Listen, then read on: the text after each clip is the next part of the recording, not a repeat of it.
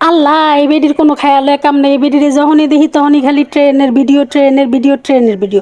আমি জানি মনে মনে আপনারা যারা আমার ভিডিও দেখেন তারা আমার মনে মনে কইতে পারেন এই বেডি খালি ট্রেনের ভিডিওই দেয়, ঠিক আছে, গালিগুলিও দিতে পারেন।